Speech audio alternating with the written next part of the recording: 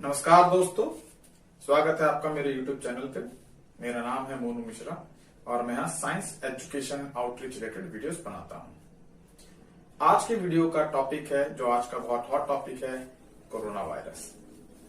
आज की वीडियो में हम बात करेंगे कि कोरोना वायरस का ग्लोबल स्टैटिस्टिक्स क्या है, इंडियन सिनेरियो में ये चीज कैसे चल रही है, गवर्नमेंट ने क्या क्या प्रिपरेशन करी हुई है इसके लिए, पब्लिक का रिस्पांस क्या है, एंड देन फाइनली हम बातें करेंगे कि इसका ट्रीटमेंट, जो भी रिसर्च चल रही है वो किस स्टेज पे है और हम क्या उम्मीद कर सकते हैं कि कितने टाइम पे इसका वैक्सीन मिल जाएगा। सो डिटेल्ड वीडियो आगे है, साथ रहिए। और अगर आपने अभी तक मेरा चैनल सब्सक्राइब नहीं किया है तो कृपया जाइए और इस चैनल को सब्सक्राइब कीजिए, वीडियो को लाइक कीजिए ताकि, और घंटी वाला आइकन जरूर दबा के रखेंगे ताकि आपको आने वाले हर वीडियो की नोटिफिकेशन मिल जाए। तो stay tune for more content. WHO ने 11 मार्च 2020 को इसको एक पैंडेमिक, जिसे कि वैश्विक महामारी घोषित कर दिया था। उस समय 2000 से ज्यादा लोग इसकी चपेट में आ चुके थे और 1000 से ज्यादा लोगों का यूरोपियन रीजन में इसकी वजह से देहांत हो चुका था, यानी डेथ हो चुकी थी। तो इसको एक बड़ा खतरा मानते हुए WHO ने इसे 11 मार्च को एक पैंडेमिक घोषित कर दिया। अभी तक एट प्रेजेंट 172 कंट्रीज, माने 172 देश इस बीमारी की चपेट में आ चुके हैं। और अगर हम स्टैटिस्टिक्स देखें अभी का, तो टोटल जो है एट प्रेजेंट 2,47,592 लोग इस बीमारी से पीड़ित हैं, जिसमें 88,522 रिकवर हो चुके हैं और अनफॉर्चुनेटली 10,064 लोग की इसकी वजह से डेथ हो चुकी है। अगर इन्फेक्टेड लोगों की का क्राइटेरिया के हिसाब से देखें तो नंबर 1 पे चाइना आता है, जिसमें 80,967 लोग। दूसरे नंबर पे आपका इटली आता है, जिसमें 41,035 पीपल इससे इन्फेक्टेड हैं। तीसरे नंबर पे ईरान आता है, जिससे 18,407 लोग इन्फेक्टेड हैं। मगर अगर हम डेथ का रेशियो देखा जाए तो चाइना में अभी तक 3,248 से 3,248 लोगों की मौत हुई, जबकि इटली, जिसमें उसके आधे लोग इन्फेक्टेड हैं मगर मोर्टेलिटी रेट उसमें कहीं ज्यादा गुना है, तो 3,405 का है। इस बीमारी से डेवलप्ड कंट्री भी किसी तरह से अछूते नहीं है। अभी देखा जाए तो जो सो कॉल्ड डेवलप कंट्रीज हैं, जैसे जर्मनी, वहां पे 16,000 लोग इस बीमारी से इन्फेक्टेड हैं, जबकि यूएसए में ये संख्या 14,366 है।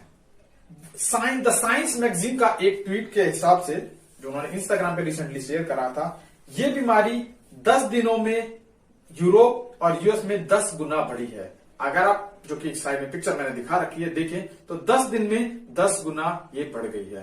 तो इनिशियली ये बीमारी बढ़ने में थोड़ा टाइम लेती है, मगर उसके बाद जब एक सर्टेन उस पर आ जाती है तो उसका रेट बहुत एक्सपोनेंशियली बढ़ता है, जो कि आप ग्राफ के थ्रू समझ सकते हैं।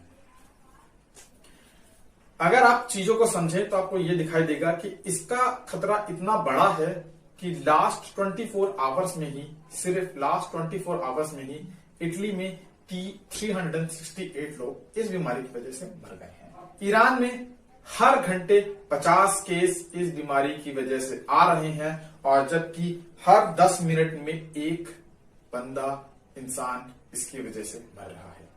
जहां चाइना एक और रिकवरी की तरफ है, जहां पे लास्ट मैंने देखा था कल जो है 35 केसेस रिपोर्टेड थे पूरे चाइना में। बाकी जो देश हैं इस बीमारी से बहुत ज्यादा परेशान हो चुके हैं। अब इसका एपिसेंटर चाइना छोड़ के इटली, ईरान, यूएस, जर्मनी जैसे देश बन चुके हैं। कंडीशन इतनी खराब हो गई है कि जो चाइना में पहले वुहान शहर का लॉकडाउन हुआ था, अब वो लॉकडाउन बहुत सारी कंट्रीज तक जा चुका है। अगर आप देखें तो यूएस के कई स्टेट्स में लॉकडाउन है, इटली पूरा लॉकडाउन है, फ्रांस में लॉकडाउन शुरू हो गया है, यूके में लॉकडाउन है, और ऑस्ट्रेलिया के कुछ पार्ट में भी लॉकडाउन स्टार्ट हो गया है। अगर हम इस बीमारी का इकोनॉमिक लॉसेस की तरफ देखें तो यूएन ने, जो यूनाइटेड नेशन ने कहा है कि कोविड-19 का जो इफेक्ट होगा, जो इम्पैक्ट होगा इकोनॉमी में, वो 2008 और 2009 का जो फाइनेंशियल क्राइसिस था, जो रिसेशन था, उससे भी कई गुना ज्यादा होगा। एक तरह से एक रिपोर्ट में उम्मीद करी गई है कि इसकी वजह से, इस बीमारी की वजह से ग्लोबल इकोनॉमी को $1 ट्रिलियन, जिसे एक खरब डॉलर से ज्यादा का नुकसान होगा और करीबन 2.5 करोड़ लोग इस बीमारी की वजह से अपनी नौकरी खो देंगे। Coming to the Indian scenario, अब आते हैं इंडियन सिनेरियो की तरफ। इंडिया में अभी ये नंबर काफी लो है, मगर ऐसी उम्मीद करी जा रही है कि आने वाले कुछ दिनों में ये नंबर बहुत ही तेजी से बढ़ेगा और एक तरह का एवलांच आएगा, एक तरह की बाढ़ आएगी कोविड-19 के पेशेंट्स के नंबर में। अगर एट प्रेजेंट अभी की बात करूं मैं, तो इंडिया में 209 केसेस रिपोर्टेड हैं, जिसमें 32 फॉरेनर हैं, 22 लोग इससे रिकवर हो चुके हैं और 5 लोगों की इससे डेथ हो चुकी है, जिसमें से एक फॉरेनर भी है। वर्स्ट हिट स्टेट्स की बात करूं, ऐसे स्टेट जिसमें कोविड-19 का सबसे ज्यादा खतरा है, उसमें सबसे नंबर 1 पे महाराष्ट्र आता है, फिर केरला आता है और फिर दिल्ली और एनसीआर का रीजन आपका आता है। अगर देखा जाए इस बीमारी को सीरियसनेस को लेकर के गवर्नमेंट ने क्या किया है, तो काफी जगह पे स्कूल क्लोज कर दिए गए हैं, कॉलेजेस क्लोज कर दिए गए हैं, रेस्टोरेंट्स, मॉल्स, सिनेमा थिएटर, सब जगह एक तरह से बंद कर दिया गया है। काफी जगह कहा गया है कि आप वर्क फ्रॉम होम करिए, जो नहीं कर सकते हैं उनकी छुट्टी हो गई है। तो सिचुएशन कुछ इसमें है।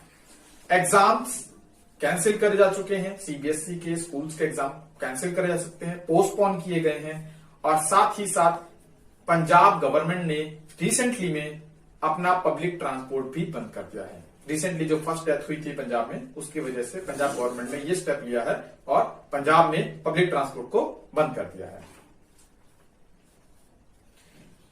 कल जो था, गवर्नमेंट ने एक ट्रैवल एडवाइजरी जारी करी, जिसमें उन्होंने कहा है कि कोई भी इंटरनेशनल फ्लाइट अब इंडिया से नहीं जाएगी। अगले 1 हफ्ते के लिए इंडिया से सारी इंटरनेशनल फ्लाइट बंद कर दी गई हैं। उससे पहले 15 अप्रैल तक इंटरनेशनल फ्लाइट का इनकमिंग, मतलब कि बाहर से कुछ देश के लोगों जो कि वर्स्ट हिट हैं कोविड-19 से, वहां का आना रोका था और अभी इन्होंने यहां से भी लोगों का बाहर जाना बंद कर दिया है। बीमारी की गंभीरता इतनी ज्यादा है कि कल, जो कि आपका थर्सडे था, थर्सडे को शाम को 8 बजे प्रधानमंत्री मोदी जी 2 देश को खुद संबोधित करते हैं और बताते हैं कि इस बीमारी की गंभीरता कितनी है। लोगों को सलाह देते हैं कि आप सोशल डिस्टेंसिंग कीजिए, वर्क फ्रॉम होम कर सकते हैं वो करिए, थोड़ा सा दूरी बनाए रखें, बार बार हाथों को सैनिटाइज करें और अपना ध्यान रखें। साथ ही साथ उन्होंने ये भी कहा कि 22 मार्च जो है, संडे का जो दिन है, उसे एक तरह से जनता कर्फ्यू के दिन की तरह लिया जाए, जिसमें सुबह 7 बजे से रात 9 बजे तक आप बाहर ना जाएं, घर में रहें। सो अगर आप समझ सकते हैं तो यहां से समझिए कि इस बीमारी का खतरा इंडिया में कितना ज्यादा है। अगर आप चाइना और इंडिया केस कंसीडर करें, जहां चाइना में 80,000 से 82,000 के लोग इन्फेक्ट हुए हैं, इंडिया में 200 हैं, मगर ये खतरा इंडिया में बहुत ज्यादा है। अगर आप पॉपुलेशन डेंसिटी की बात करें, तो जहां चाइना में 1 किलोमीटर के एरिया में 180-184 लोग रहते हैं, इंडिया में वो पॉपुलेशन डेंसिटी बढ़कर 420 हो जाती है। तो इंडिया में इसका खतरा और ज्यादा है। मगर अगर आपको ये लगता है कि गवर्नमेंट ने इतने सारे कदम उठा लिए हैं, हम जो है अगर ये सब चीजें फॉलो कर लेंगे, सोशल डिस्टेंसिंग कर लेंगे, या फिर अगर हम जो कहा गया है हाथ धो लेंगे, ये कर लेंगे, तो इससे खतरा टल जाएगा, या फिर हमारे यहाँ तो बस अभी तक 209 ही केस हैं, हमें डरने की क्या जरूरत है, इससे खुश होने की कोई जरूरत नहीं है, क्योंकि खतरा अभी आना स्टार्ट हुआ है।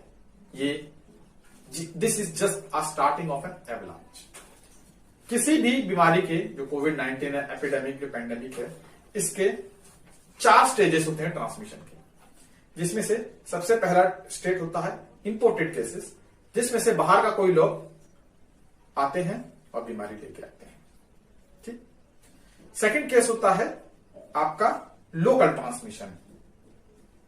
उसमें क्या होता है, वो लोग कांटेक्ट में आते हैं जिनकी कोई, मतलब सपोज कीजिए आपके यहां से कोई बाहर से आया और वो बीमारी लेके आया और मेरा उससे कांटेक्ट होता है, दैट इज लोकल ट्रांसमिशन।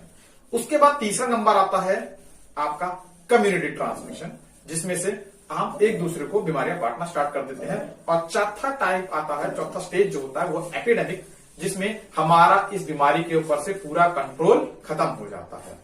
तो आईसीएमआर की स्टडी ने कहा है कि अभी हम जस्ट स्टेज 2 पे हैं। आईसीएमआर कहता है कि भारत अभी सिर्फ स्टेज 2 पे है। 209 बीमारियां, 209 पे केसेस इसीलिए आए हैं कि we are just at stage 2, मगर स्टेज 3 जाने में बहुत ज्यादा टाइम हो सकता है ना हो। और अगर ये स्टेज 3 पे गया तो उसके बाद से ये एक तरह से एक्सपोनेंशियली बढ़ता है, मतलब अभी धीरे धीरे केस आ रहे हैं, उसके बाद वो एकदम से एवलांच की तरह आएगा, एक तूफान की तरह आएगा, जिसमें इतनी सारे पेशेंट्स आ जाएंगे जिनको हैंडल करने में शायद हमें थोड़ा सा दिक्कत हो।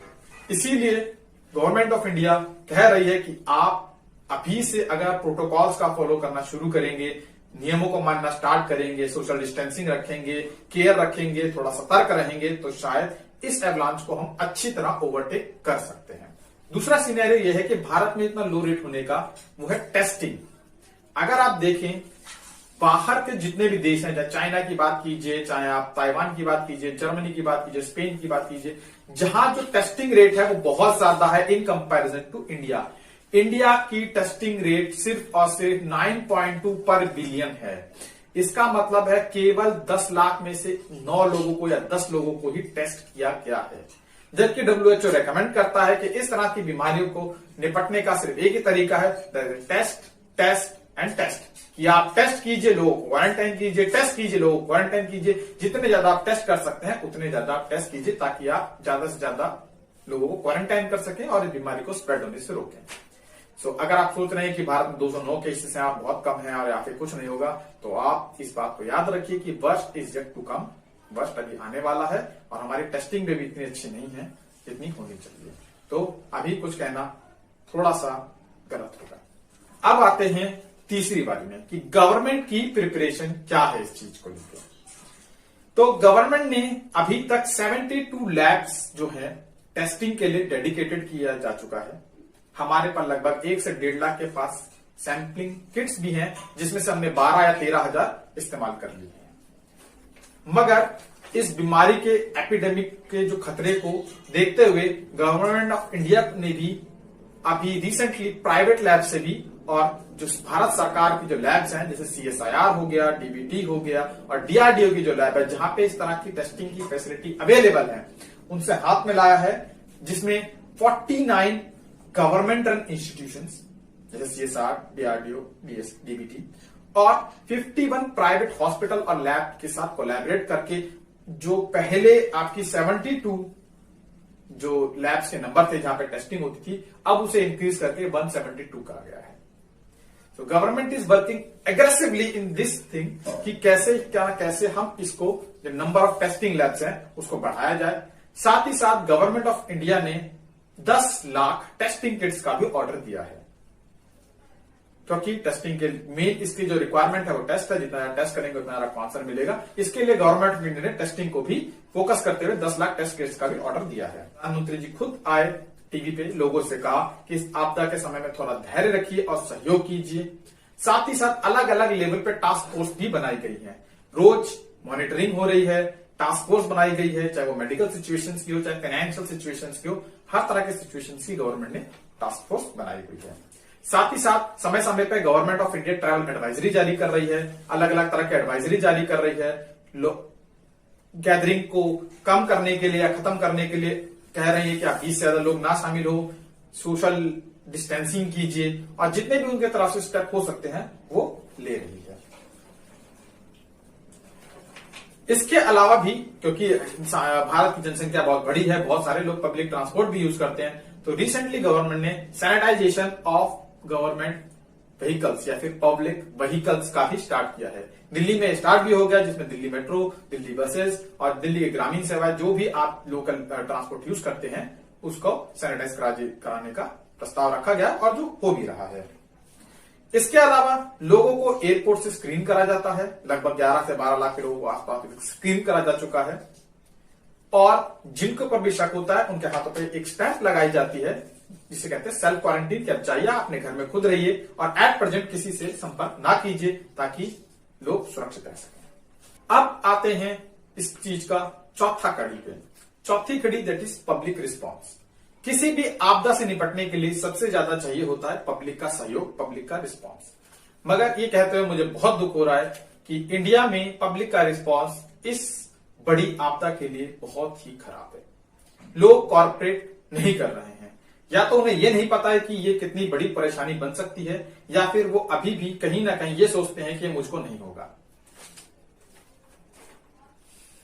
इस टाइम पे हमें पैनिक से ज्यादा प्रिपरेशन की जरूरत है। इस सिचुएशन अगर आप पैनिक होंगे तो शायद कुछ ना कर पाए, मगर आप प्रिपेयर रहेंगे तो शायद इस चीज को हम और अच्छी तरह से टैकल कर सकेंगे। इसका सबसे बड़ा एग्जांपल रिसेंटली आया था कि जहां एक आदमी जो सस्पेक्ट था कोरोना का, नॉट कंफर्म, जो सिर्फ सस्पेक्ट कोरोना का था, वो दिल्ली के सफदरजंग अस्पताल की 6ठी मंजिल से नीचे कूद गया। तो आप देख सकते हैं कि लोगों में कितना पैनिक है। मुंबई में एक आदमी जो कोरोना वायरस का पीड़ित था, वो गया ट्रेन से एक जगह और एक वेडिंग अटेंड करी, जहां उसने 1000 लोगों के साथ वेडिंग अटेंड करी।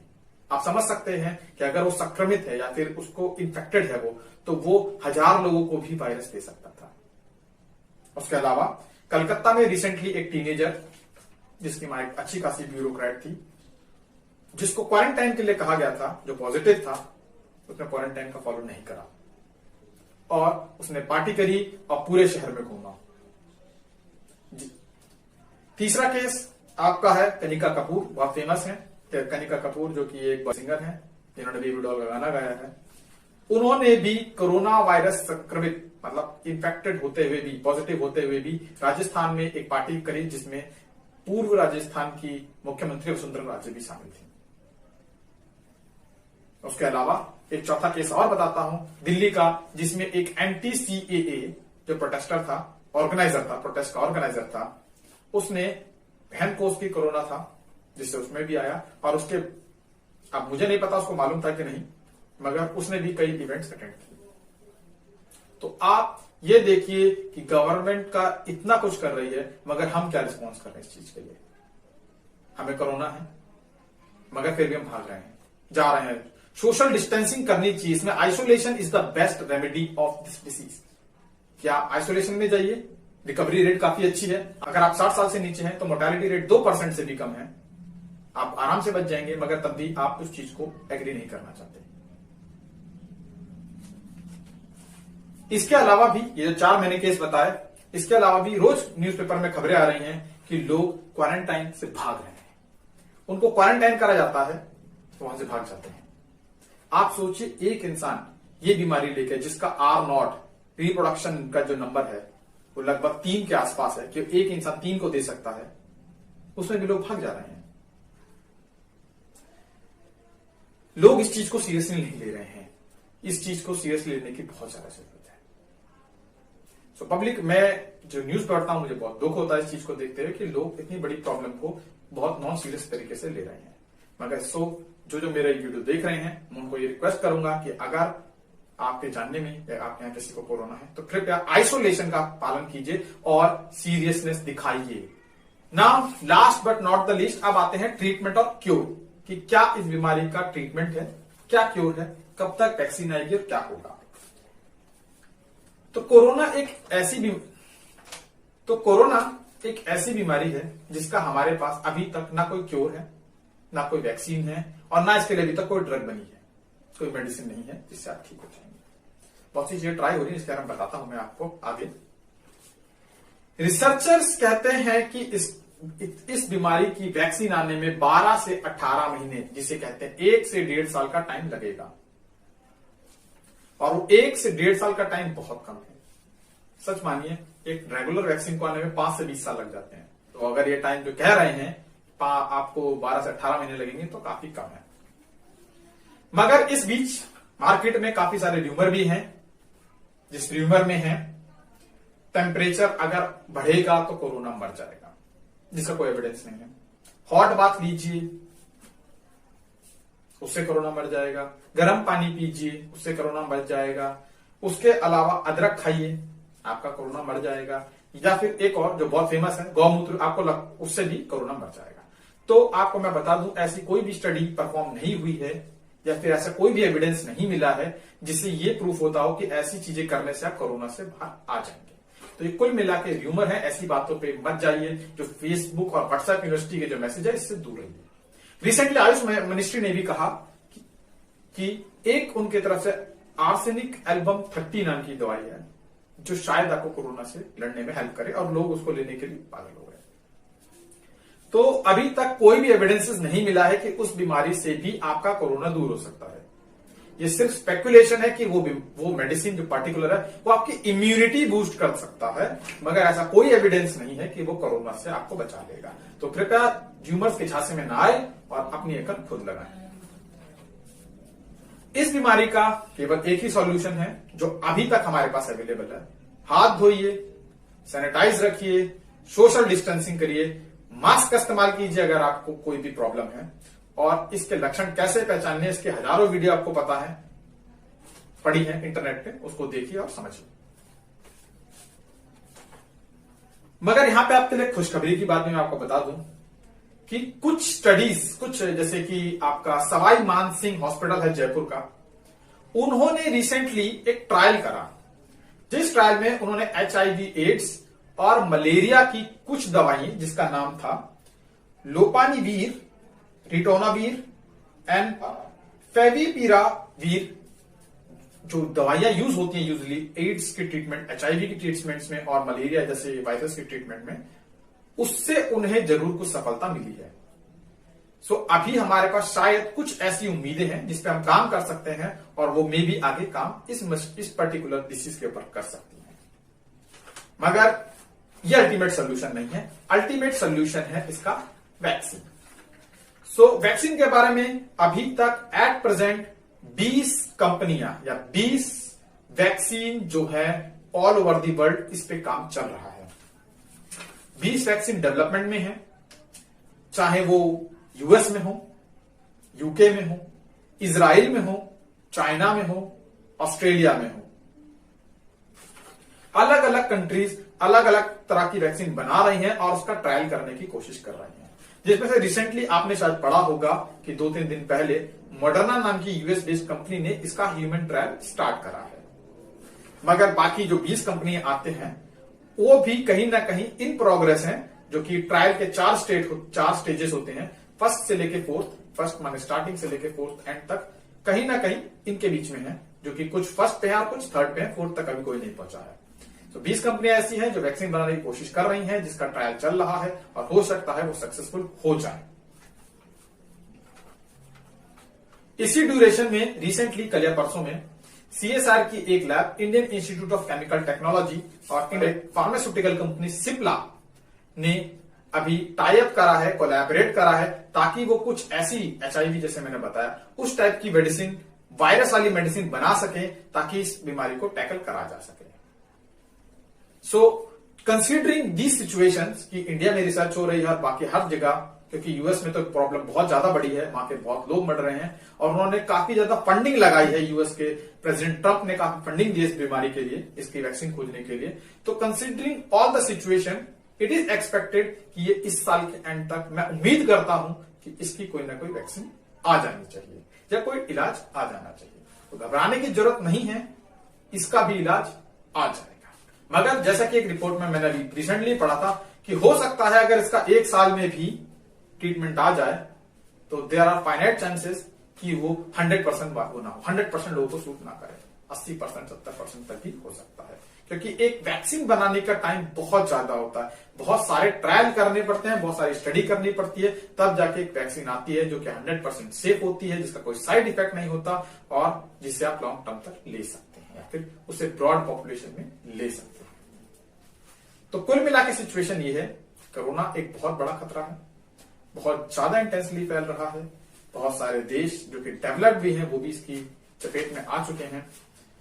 इंडिया भी इसके लिए कहीं ना कहीं एक शिकार है और मुझे ऐसा लगता है कि अगर हम यही जो हमारी इल प्रैक्टिसेस हैं वो हमने मेंटेन रखी कि हम सोशल डिस्टेंसिंग नहीं करेंगे, काम पे जाएंगे, सब कुछ करेंगे, जो गवर्नमेंट ने कहा उसका फॉलो नहीं करेंगे, तो शायद ये स्टेज 3 में जाने में से बहुत टाइम नहीं लगेगा, और एक बार ये स्टेज 3 में चली गई तो उसके बहुत सीरियस कॉन्सिक्वेंसेस होंगे जो हम सबको भुगतने पड़ेंगे। तो ये एक रिक्वेस्ट है, कृपया सोशल डिस्टेंसिंग कीजिए, घर पे रहिए, स्टे होम, स्टे सेफ, और दूसरे लोगों तक भी, अपने नहीं तो दूसरे लोगों की जान के लिए भी थोड़ा सा सोचिए। बाकी वैक्सीन इसकी बन रही है, उम्मीद करता हूं 1 साल में आ जाएगी। ये अभी तक की अपडेट थी मेरे तरफ से कोरोना की। अगर आपको वीडियो अच्छी लगी तो लाइक कीजिए, शेयर कीजिए, सब्सक्राइब कीजिए चैनल को। धन्यवाद, मिलते हैं नेक्स्ट वीडियो में।